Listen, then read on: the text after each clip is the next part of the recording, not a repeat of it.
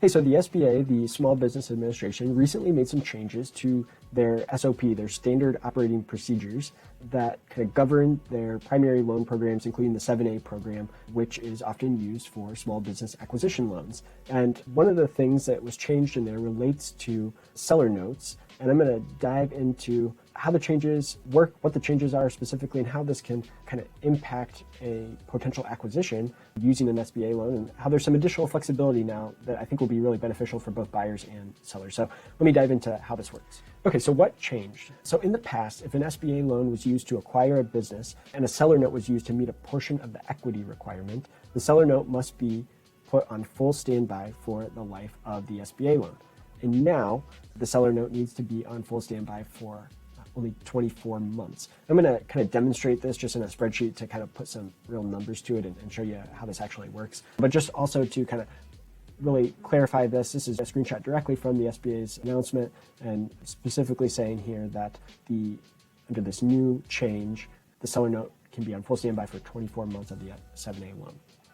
Okay, so let's dive into a spreadsheet and actually look at some numbers here as an example. So I've got our acquisition financial projection template pulled up here that we use to help model different acquisitions, and just got an example here. So let's say we have a purchase price of a business of $1 million, and we're going to use $950,000 of debt, $50,000 of equity to make this acquisition. So the $50,000 of equity, that would be what you are personally putting into the deal, but then you can use $50,000 of a seller note, which means essentially the seller is providing a loan to you for the purpose of serving as equity. In the past, the way this worked is the SBA would say, hey, you need a 10% equity injection. So if we're buying $1 million business, we need $100,000 of equity. Well, they would say, though, that you can use a seller note to count towards that equity. And so the way this would work is I would borrow $900,000 from the SBA. I put in $50,000 of my own money. I pay the seller $950,000. And then I would pay the final $50,000 over time. So basically the seller's saying, I don't need the $50,000, that final $50,000 right now. I'll take that over time in this seller note.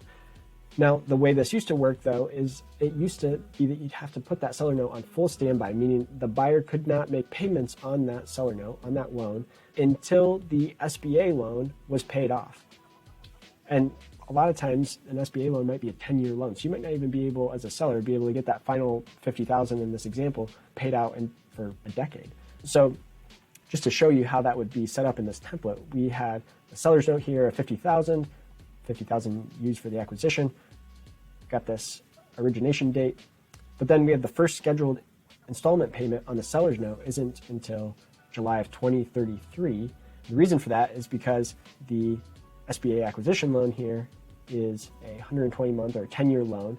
So we got to wait that 10 years for that SBA loan to be fully paid off, and then we can start making payments on the seller's note. So under the new rules, though, that seller's note only needs to be on standby for the first 24 months. So instead of having to wait a decade, now we can just say, okay, we're gonna make that 7/1/2025, and we can start paying that seller's note off at that time. So that's the main change. And just to think about how this might be helpful, if you're trying to buy a business and you don't have enough equity, or you don't want to use all the cash you have to put in equity, and you're trying to get a seller's note, and that's the deal you're presenting to the seller, that's a tough sell, right? When you're trying to tell the seller, hey, this last portion of the deal, you're not going to get paid for a decade. So now we can say, okay, you're not going to start getting paid on this for 24 months. That's more palatable, right? And so I think it's going to make it even more likely that seller's notes will be used, and sellers will be willing to accept a seller's note proposal from the buyer, because they can start receiving payment on that within 24 months. So that's kind of my expectation. I'd be curious what others think. This is all kind of new and just coming out from the SBA's changes, but overall I think this should help more deals get done. And so I'd be happy to hear your feedback in the comments. Also, if you are working on buying a business yourself and need to create a set of financial projections, this acquisition projection template we'll put a link to in the description of the video below. And also, as a thank you for watching to the end of the video, we'll put a link to a form that you can fill out to get a coupon or a discount code on this template. So you can use this template to create a full set of financial projections for a potential acquisition here. And this would be everything you would need to present to the SBA or lender from a financial model perspective. You can model different scenarios. So if you want to model with a seller's note, without a seller's note, different timing and price points, and you'll be able to see here like your debt service coverage ratio here to make sure that the project cash flows.